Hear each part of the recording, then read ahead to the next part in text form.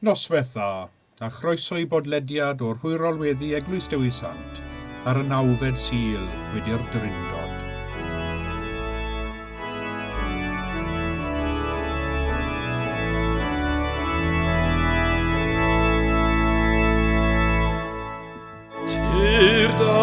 Ysbryd Sant a'i fodd i fri, gwnaen calonau ti'n di, a ddras casegrani, o ddyn anfywiol demli ti dahin. Rwy'n dywalliad helaeth iawn, o nefol ring da ddwyfol ddawn, doi ffineb nerth golau ni clir, llawn hader ffydd a chariad gwir. O am gael Trindodoniau maif, cael dy wyneb ar ein taif, ac un o gyda'r Sant a'i flu, i ffoli bydd mewn gwynfyd fryn. I fyw y Trindod ddiwahan, y tad a'r mab a'r ysbryd glan, rhwng glodydd gwyw ag uchelef, ein daled yw ei canmolef.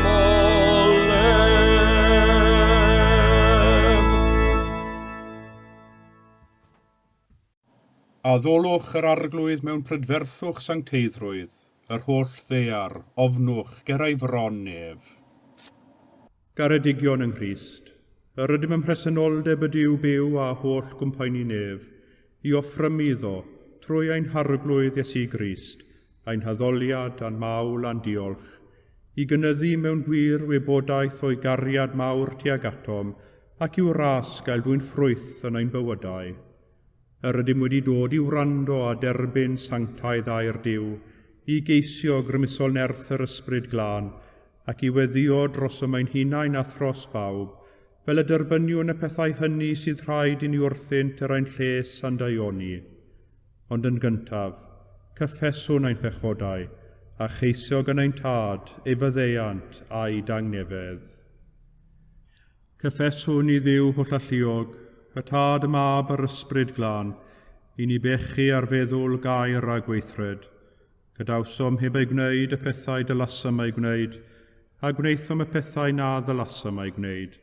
Gan hynny, gweddiwn ar ei Dduw drigyrhau wrthym. Trigyrhaed yr holl alluog Dduw wrthym, a maddau ni ein holl bechodau. Gwaredid ni oddi wrth bob drwg, pan cadarnhau a nerthu ym mhob daioni, a'n dwy'n i fywyd tragwyddol. Amen. Yr holl alluog Dduw sy'n maddau bawb sydd yn wir y difeiriol, a drigyrhaw wrthych, maddau i chwi a'ch gwared oddi wrth eich holl bechodau, eich cadarnhau a'ch cryfhau ym mhob daioni, a'ch cadw yn y bywyd tragwyddol, trwy Iesu Grist ein harglwydd. Amen.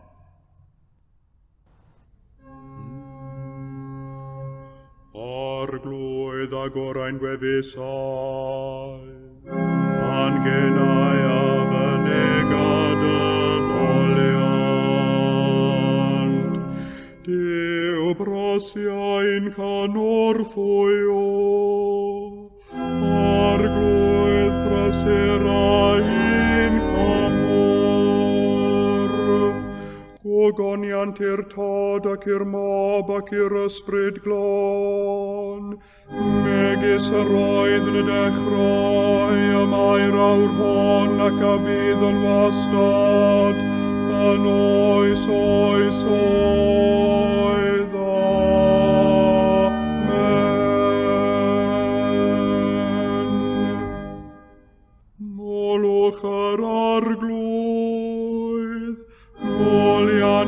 fyddo enw'r arglwydd.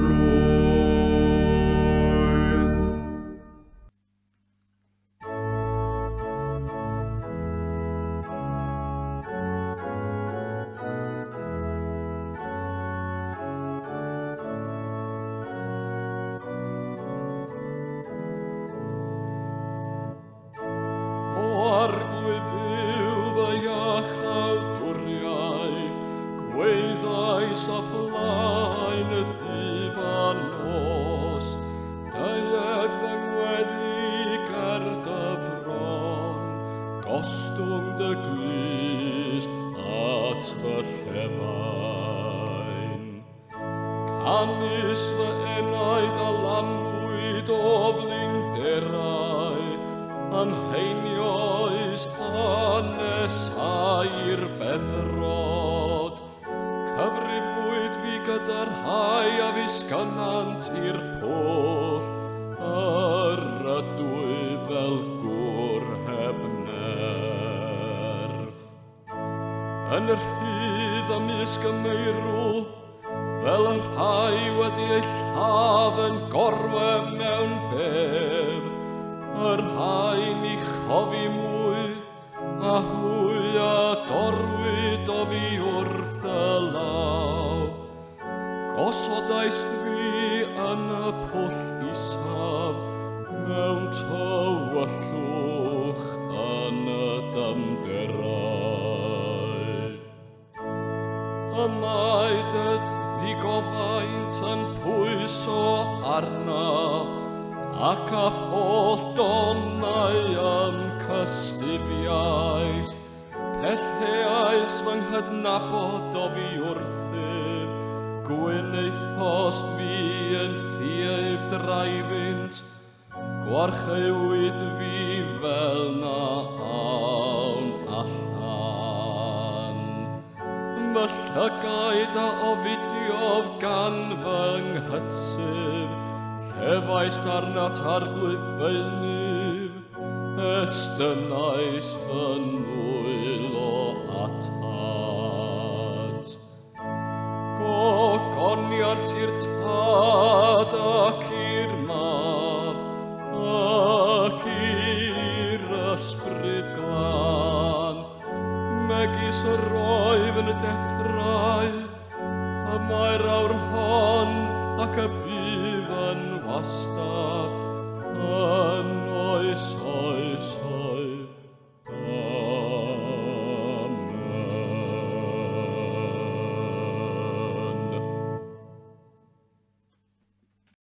Daw'r darlleniad o rwythfed bennod ar 20 o lyfr Job, adnodau 1 i 15. Y mae gwythïau ni arian, a gwely i'r aer a burir. Tynnu'r yr haear nôr ddeiar, a thoddir y garreg yn gopwr. Rhydd dyn derfyn ar dywyllwch, a chwilio hyd yr eithaf am y mwyn yn y tywyllwch didew. Agorir pyllau yn y cymoedd ymhell oddi wrth ddynion. Fe anghofwyd gan y teithwyr, y maent yn hofran ymhell o olwg dynion gan siglo nôl ac ymlaen. Ceir bwyd o'r ddeiar. Eto oddi tannu y mae wedi ei chynhyrfu fel gan dan. Y mae ei cherig yn ffynhonnell y saffir a llwch aer sydd ynddi. Y mae llwybr na wyr hebog amdano, ac na sgwelwyd gan lygad barcud, ac na troedwyd gan yr anifeiliaid rheibus, ac na threiddiodd y llew arno. Estyn dyn ei law am y gallester, a thrir mynyddoedd yn bendramwnygo. Egir dwnelau yn y creigiau a gwel ei lygaid bopeth gwerthfawr. Gysyd argau i rwystro'r llir afonydd a dŵg i oleini yr hyn a guddiwyd ynddynt. Ond pa le y ceir dwythineb, a pha le y mae trigfan deall. Ni wyr dyn ble mae ei chartref, ac nis ceir yn hir y byw. Dywed y dyfnder, nid yw gyda mi. Dywed y môr yntai, nid yw yno fi. Ni ellir rhoi aer yn dal amdani, na phwysau gwerth mewn arian. Yma y terfyn llith.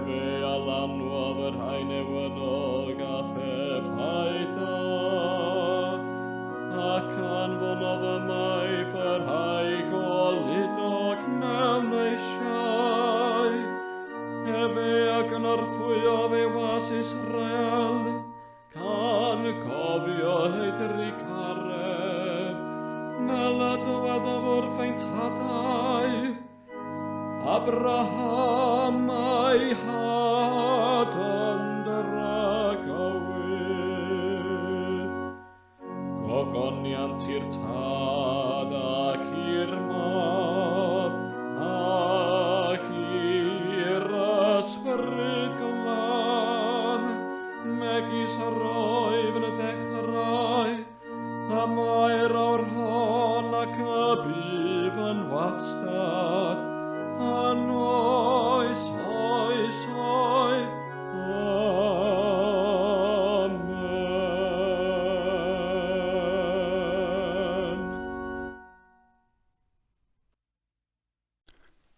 Daw ail lith o Lythyr at y Hebreaid, yr unfed benod a 10.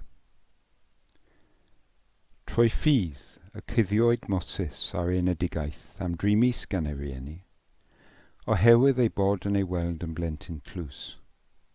Nid oedd anynt ofn gochamin y brenin. Trwy ffydd y gwrthododd Moses wedi iddo dyfu fyny, gael ei alw yn fab i ferch Pharaoh, gan ddywys goddedd adfyd gyda phobl Dduw, yn hytrach na chael mwynhad pechod dros dro, a chan ystyried gwaredwydd yr eneiniog yn gyfoeth mwy na thrysorau'r aifft, oherwydd yr oedd ei olwg ar y wobr. Trwy ffydd y gadawodd yr aifft, heb ofni dicter y brenin, can ei safodd yn gadarn, fel un yn gweld yr anweledig. Trwy ffydd y cadwoddef y pasg, a thanellir gwaed, rhag i dynistrydd gyfforth a meibion cantafanedig yr Israeliaid. Trwy ffydd yr aethont drwy môr coch, fel peia dir sych. Pan geisodd yr eifftioedd wneud hynny, fe boddwyd. Trwy ffydd y sythiodd muriau Jericho, ar oel ei hamgylchu am 7 diwrnod. Trwy ffydd, ni chafodd Rahab, y bytain, a'i difetha gyda rhai oedd wedi gwrthod credu, oherwydd iddi groesawr y sbiwyr yn heddychlon. Yma terfyn yr ail lith.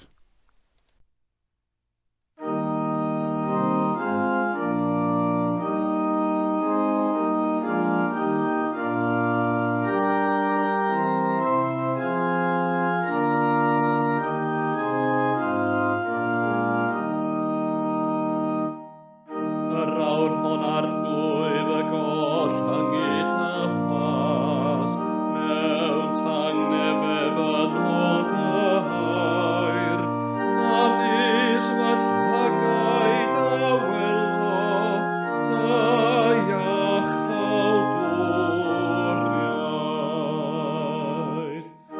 Yr hon a paratoes, ger bron wyneb yr holl bobl, I fod yn oleini oleu o'r cenhedloedd, ac yn ogoniant I bobl Israel. Gogoniant i'r tad ac i'r mab, ac i'r ysbryd glân, megis yr oedd yn y dechrau, a mae'r awr hon ac y bydd yn wastad, yn oes oesoedd. Amen.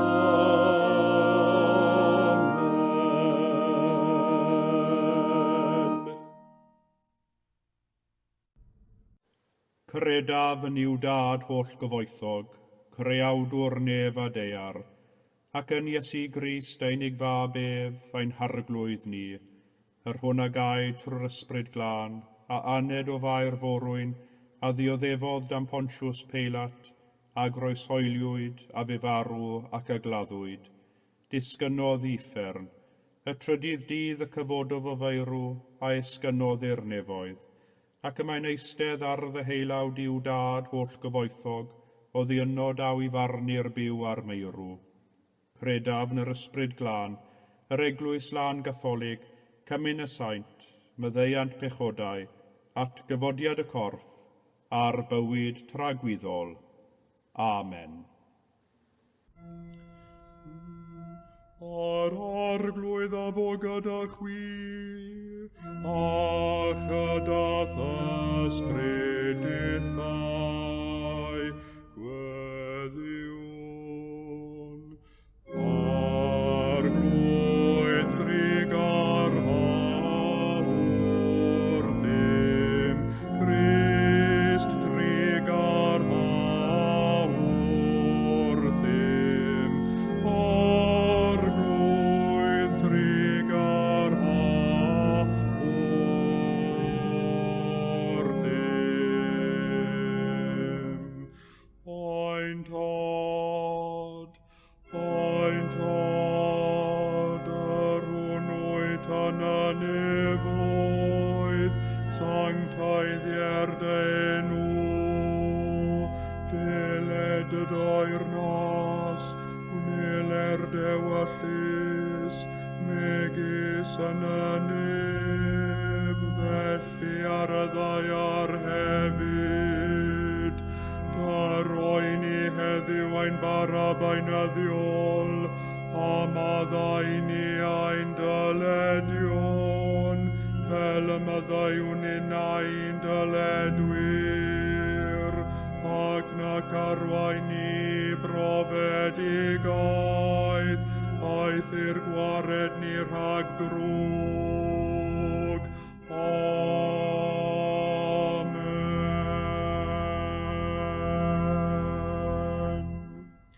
Arglwydd dangos dy drigaredd arnom, a chaniatau ni dy iachawdwriaeth, gwisg dy wain I dogion ag iawnder, a gnad y ddewis bobl yn llawen, arglwydd cadw dy bobl, o bendithiad etifeddiaeth, arglwydd cadw'r frenhines, ar oiwch anghorwyr ddoethinem,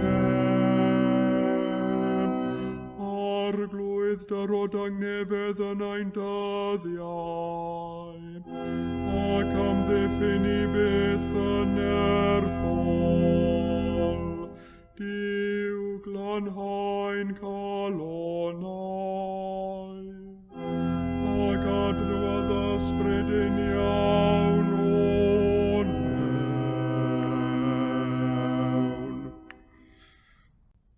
lluog ddiw, noddwr pawb o'r sy'n ymddiried ynod, nad oes dim yn erthol heb o ti, na dim yn sanctaidd. Ychwaneg ac amlhad y drigaredd arnom, fel y gallwn, a thyn lliwiawdwr ac yn arweinydd i ni, felly dreiddio drwy bethau tymhorol, fel na chollwn yn y diwedd y pethau tragwyddol, caniata hyn o dad mwyn Iesu Grist a'n harglwydd.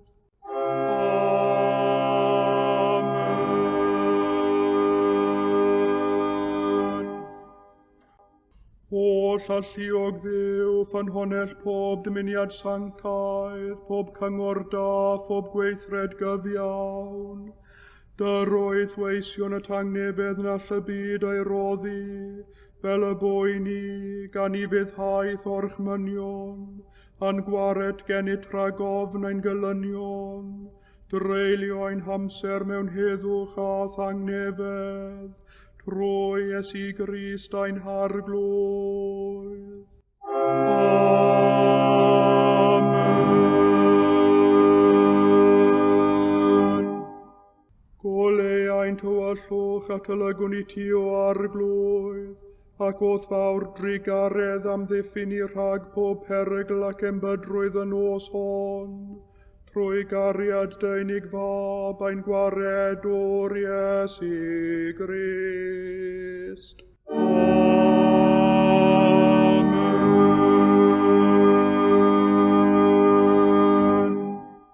Yn ystod y munudau hyn o ymbil, gadewch i ni dyweliau'n meddyliau ac agor ein colonnau i'n tad nefol. Agweddiwn dros yr eglwys, dros yr eglwysi ar ydym ni'n aelodau ohoni, enwedig wrth i'r cyfyngiadau lacio a bywydau yr eglwys yn ailgydio. Gweddiwn dros arweinwyr yr eglwys a thros bawb y mae'r cyfrifoldebau o gadw eraill yn ddiogel yn syrthio ar ei ysgwyddau. Wrth i bethau newid, helpa ni weld yr hyn sydd angen i ni ei gadw a'i meithrin, a'r hyn sydd angen i ni rhoi o'r neilltu, mwyn i waith a chenhadaeth yr eglwys symud yn ei blaen. O Dduw, y gallu anghyfnewidiol a'r goleuni tragwyddol, edrych yn rasol ar dy holl eglwys, a dirgelwch rhyfeddol a chysegredig hwnnw, a thrwy dawel weithrediad dy ragluniaeth ddiorffwys, dwg i ben waith iechawdwriaeth dynol. A deled yr holl ddeiar, i deimlo ac i weld ac y fodir i fyny'r pethau a ddymchwelwyd, ac y gwneir yn newydd y pethau a heneiddiodd, a bod pob dim yn ailgyrraedd perffeithrwydd drwy'r hwn y deilliaist ohono, sef drwy ein harglwydd Iesu Grist. Amen.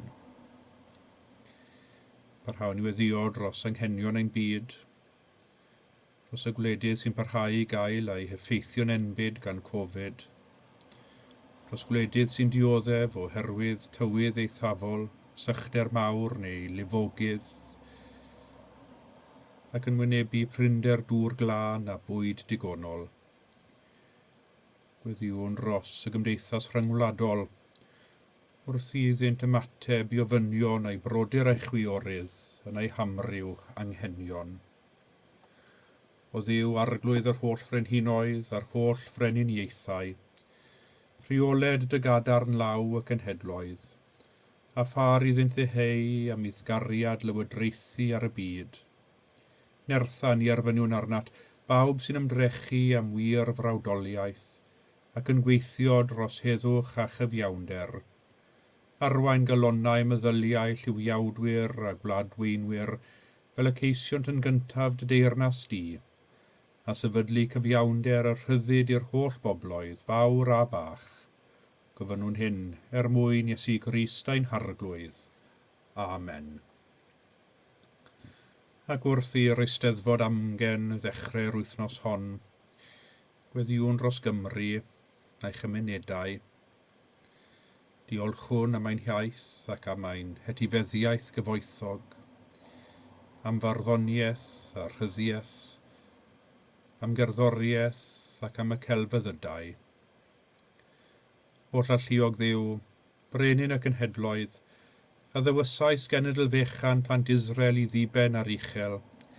Caniatáu ni yng Nghymru ddefnyddio dyroddion o natur ac o ras a gawsom yn gynysgaeth gennyt, a bod yn barod i'w rhannu ag eraill, gan dderbyn yn llawen yr hyn sydd ganddynt hwy i'w rhannu â ni, trwy Iesu Grist ein harglwydd a fu farw ac atgyfododd dros yr holl fyd, ac sy'n fyw ac yn teyrnasu yn awr gyda thi ar ysbryd glân, yn un Duw, byth heb ddiwedd. Amen. Parhawn i weddio dros y gemau Olympaidd yn Tokyo. Dros bawb sy'n cymryd rhan, mae'r athletwyr sydd wedi bod yn ymarfer ac yn paratoi am flynyddoedd, dros yr hyfforddwyr a phawb sy'n sicrhau bod y mabolgampau a'r chwaraeon yn mynd rhagddynt yn ddirwystyr ac yn deg. Tu hwnt i'r cystadlu, oed i'r gemau hyn dynnu gwledydd ynghyd, ac adeiladu brawdgarwch ymhlith ac yn hedloedd. Arglwydd, gwyliau dros yr athletwyr sy'n cymryd rhan yn y gemau Olympaidd oleni. Roedd yn ddewrder a hyder i wneud ei gorau, llanwa hwy ag ysbryd chwarae teg, gwnaeddynt fod yn rasol wrth ennill, gwnaeddynt fod yn falch a bodlon yn ei hymdrechion. Roeddynt lawenydd dy deyrnas, lle'r anrhydeddur ac y deithlu'r doniau pawb. Cadw hwy yn gryf ac yn ddiogel o dan dadau'n di. Gyfynnwn hyn yn enw Iesu Grist ein harglwydd. Amen. Cymerwn ened i gofio bawb sydd wedi gofyn am ein gweddiau. Cymerwn ened i ddwyn i go ffrindiau nad ydym wedi gweld ers talm. Cymerwn ened i gofio ein cymdogion,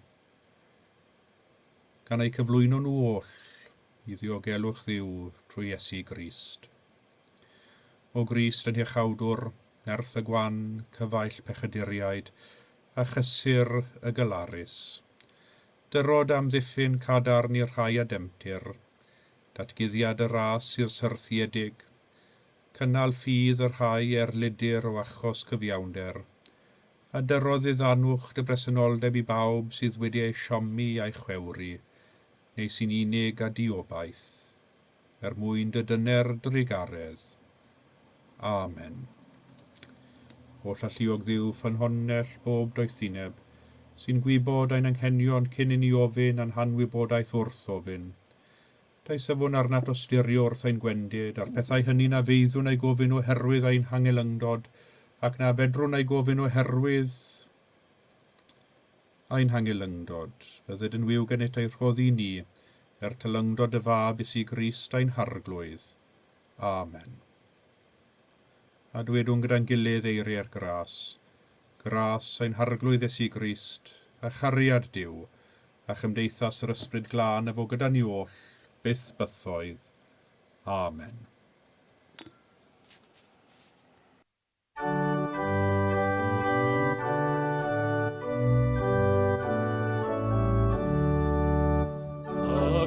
Cysur i gyd sy'n llanw fy mrif, fod gennyf drysorau i'w gwybod y byd, ac bod hwy'n hydd, nas gwel neb ond thyf, cael eglir fat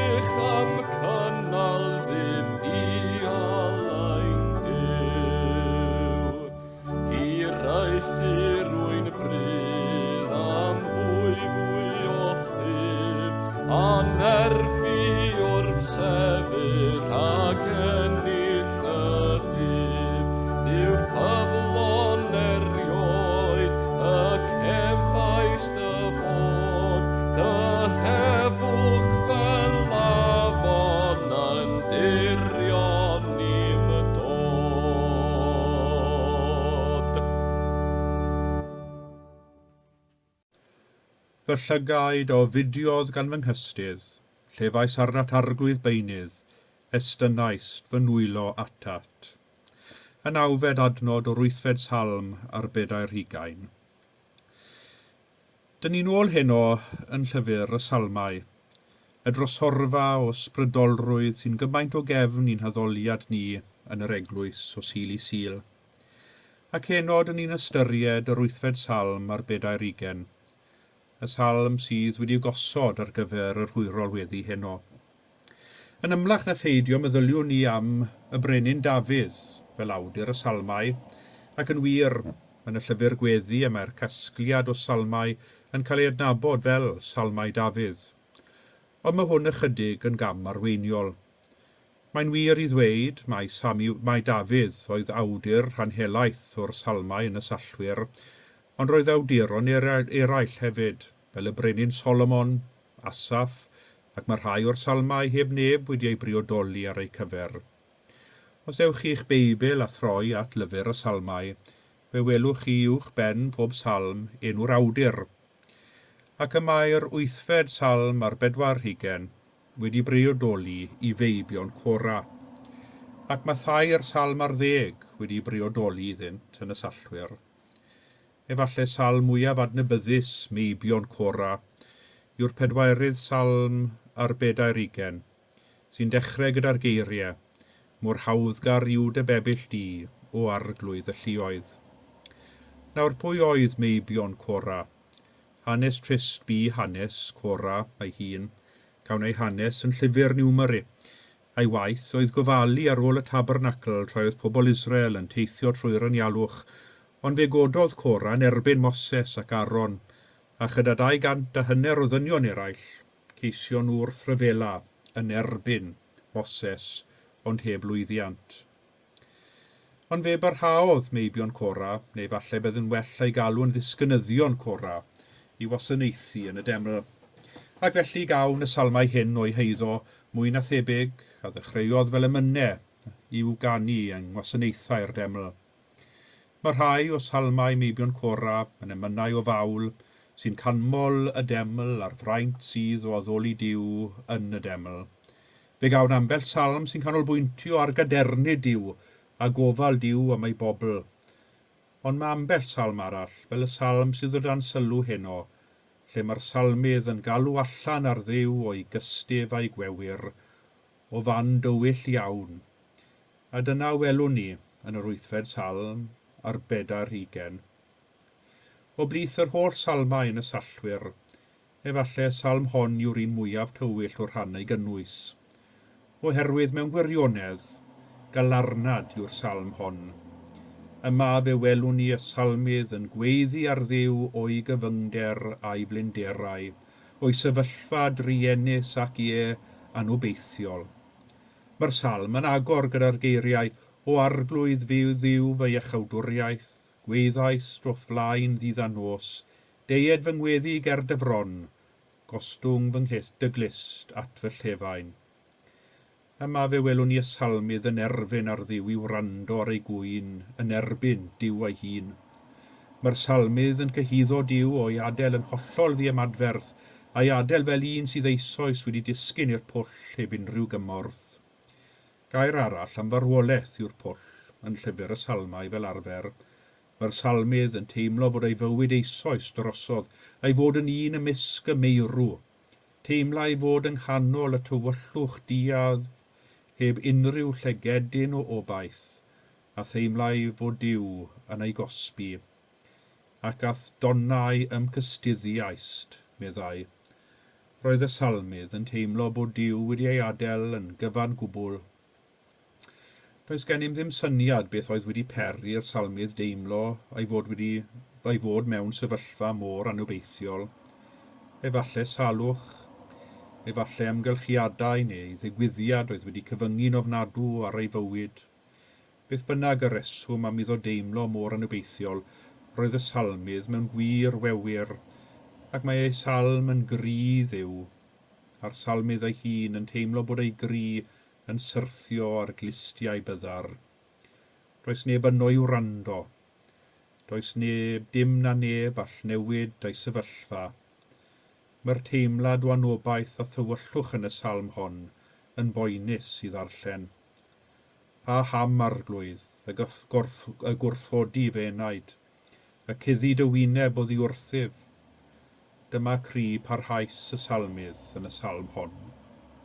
Wrth gwrs, dydy'r salm hon ddim yn unigryw yn y sallwyr yn hyn o beth. Y mae nifer o salmau sydd yn debyg yn y ffordd y mae'r salmydd yn arllwys ei galon at Dduw, ac yn dweud heb flewyn ar dafod mor wael a chyfing yw pethau arno.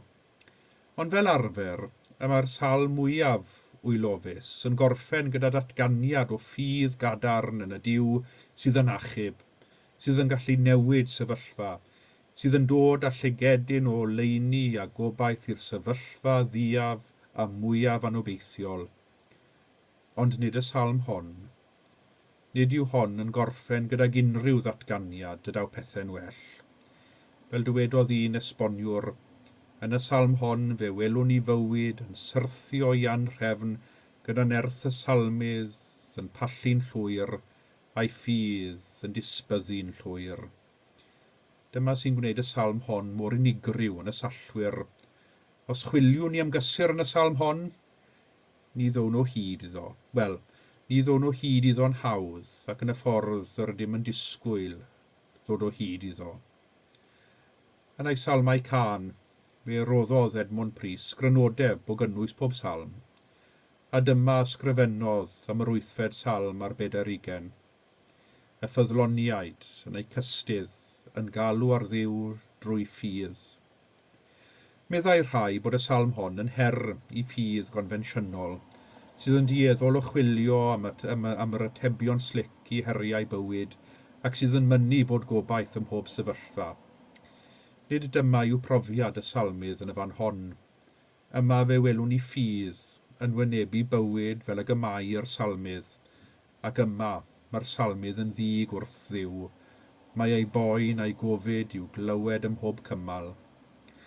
Ac efallai dyma'r wers mwyaf yma'r salm hon am i ni ystyried. Mae'r salm hon yn gofyn i ni aros gyda phoen y salmydd, heb geisio rhithro i chwilio am eiriau gysurus. Mae'r awydd ynom i geisio wneud pethau'n well, ac yna'n hawydd o wneud pethau'n well, weithiau yr ydym yn cynnig gobaith disail, weithiau yr ydym yn anwybyddu teimladau amrwd rhywun arall sydd mewn cystydd, oherwydd dydy ni ddim yn gwybod sut i ddelio â nhw, ac felly cheisiwn datrys popeth i'w wneud yn well. Nid hawdd yw cynabod weithiau, does dim modd datrys popeth, ac nid yw'r un sydd mewn cystydd am i bopeth cael ei ddatrys ar frys chwaith. Mae'n rhaid cydnabod yr hyn a gollwyd, am fywyd ni ddaw yn ôl i fel y gyroedd, ac mae hynny'n gallu bod yn andros o anodd. Dyma salm ar gyfer y dydd Sadwrn rhwng Gwener y Groglith a Sul y Pasg. Mae'r gweithaf wedi digwydd, a dydy bore'r trydydd dydd ddim wedi cyrraedd eto. A'r unig beth sydd gennym yw'r cwestiynau, y golled, y gwacder, a'r cystydd yn parhau, ac cymaint y llefwn ar Dduw, ni ddaw yr ateb i'n rhan. Ceisiwn rhithro rai weithiau o'r groes i'r bedd gwag, ond mae lle hefyd i aros yng ngwacder y dydd Sadwrn rhwng y dydd Gwener a Sul y Pasg. Ac mae hyn oll yn gallu teimlo'n anobeithiol iawn, ac nid pawb sy'n credu y dylai'r salm hon fod yn y sallwyr. Ond ar y degau, geiriau'r salm hon yw'r unig ateb sydd i gystydd, enwedig pan y gwyddom nad oes modd i bethau fynd yn ôl i fel y gyroeddent, pan nad oes modd datrys pethau fel y gydymunwn. Mae'r salm hon yn cydnabod y pwysigrwydd o gydnabod y poen a'r cystydd, ac yn rhoi llais i'r teimladau amrwd. Os yr ydym am chwilio am gysur yn y salm hon, efallai fe ddown o hyd iddo pan ystyriwn fod y salmydd, gweithaf popeth, gweithaf ei flinderau a'i gystuddiau, yn parhau droi at Dduw a chodi ei lais a gweiddi arno, yn estyn ei ddwylo ato. Ac mae hynny yn ddoi hun yn dangos i ni ffydd. Ffydd y salmydd yn yw, y Duw oedd yno ar Gwener y Groglith, Y Duw oedd yno yng ngwacter ddydd Sadwrn wedi'r groes, a'r Duw oedd yno ar fore'r trydydd dydd. Dyma'r Duw nad yw na'n gadael, y Duw sydd yno yn y tawelwch wedi'r geiriau tewi, y Duw sydd yno wedi'r haul machlyd, y Duw sydd yno yn gydymaeth gyson, ffyddlon a ni, hyd yn oed os nad ydym yn ei deimlo gyda ni bob tro. Amen.